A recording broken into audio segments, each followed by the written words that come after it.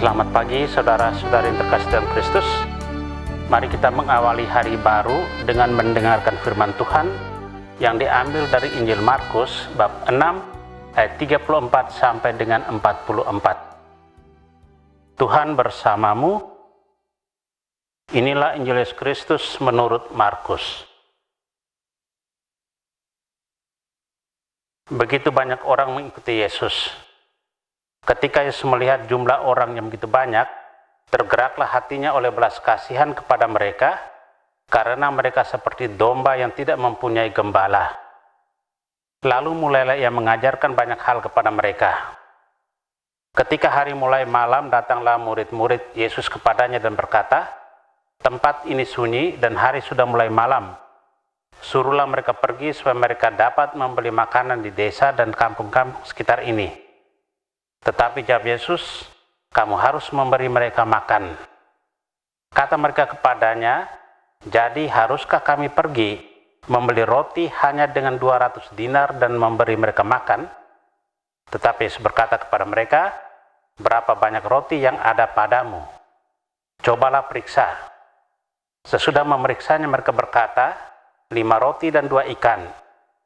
Lalu Yesus menyuruh orang-orang itu supaya semuanya duduk berkelompok-kelompok di atas rumput hijau. Maka duduklah mereka berkelompok-kelompok, ada yang 100, ada yang 50 orang. Setelah mengambil 5 roti dan 2 ikan itu, Yesus menengadah ke langit dan mengucap berkat, lalu memecah-mecahkan roti itu dan memberikannya kepada para murid, supaya dibagi-bagikan kepada orang banyak itu. Begitu juga ikan itu dibagi-bagikannya kepada mereka semua. Dan mereka semua makan sampai kenyang. Kemudian orang mengumpulkan potongan-potongan roti, 12 bakul penuh, belum termasuk sisa-sisa ikan. Yang ikut makan roti itu ada 5.000 orang laki-laki. Demikianlah Injil Tuhan. Beristirahatlah memulihkan kekuatan. Saudara yang terkasih, setelah bekerja seharian, Yesus mengajak murid-murid ke tempat yang sunyi untuk beristirahat.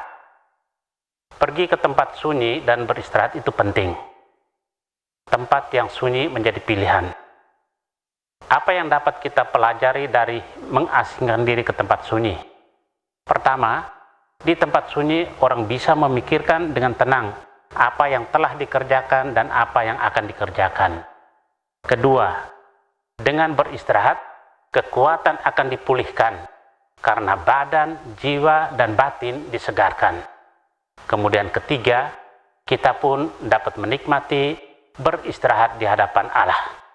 Keempat, dalam istirahat kita bisa mencari hikmat atas pengalaman kita. Kita memaknai pengalaman hidup sebagai silih atas kekurangan, kesalahan, dosa-dosa kita, sehingga kita bisa berharap rahmat Allah yang lebih besar di masa depan. Kita menggunakan istirahat sebagai kesempatan untuk membangun sikap tobat dan memperbaharui hidup di hadapan Allah dengan berdoa untuk mendekatkan diri pada Sang Pemberi hidup. Yesus memulai pengajarannya. Ia tergerak oleh belas kasihan akan banyak orang yang terlantar bagai domba yang tak punya gembala. Mereka hidup dalam keadaan tak menentu. Kenyataan ini nampak saat Yesus dan para murid pergi mengasingkan diri, namun banyak orang tetap mengikuti mereka. Ini suatu pratanda bahwa orang banyak itu merindukan sentuhan pengajaran Yesus yang menyapa hati dan memberi ketentraman. Saudara yang terkasih, Yesus memberi makan 5.000 orang dengan menggandakan 5 roti dan 2 ikan. Untuk orang sebanyak itu, jelas, karunia tersembunyi dari Tuhan lebih berperan. 5 roti dan 2 ikan hanya menjadi titik awal. Tuhan mengubah benih kecil itu menjadi sebuah karunia raksasa yang dapat menyentuh hati banyak orang. Maka beristirahatlah dan kemudian taburkanlah kebaikan semampu kita, selebihnya adalah urusan Tuhan. Amin. Marilah berdoa. Tuhan, terima kasih atas anugerah hari baru. Terima kasih atas perlindungan malam tadi. Terima kasih atas kesehatan badan dan jiwa. Kami bersyukur Tuhan, Engkau memberi kami waktu untuk beristirahat. Tetaplah menyertai kami dalam waktu-waktu istirahat, agar kami mendapat manfaat sebesar-besarnya untuk mengubah benih kecil menjadi karya raksasa.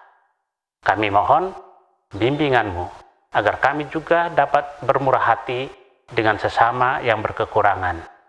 Kristus terang dunia, berkatilah keluarga-keluarga kami, jadikanlah kami alat kasih-Mu, dan pantaskanlah kami menjadi hamba-Mu yang setia. Amin. Tuhan bersamamu. Semoga keluarga kita, orang-orang yang kita kasih dan doakan, seluruh aktivitas kita hari ini dilindungi, dibimbing, dan diberkati oleh Allah yang Maha Kuasa, Bapa dan Putra dan Roh Kudus. Amin.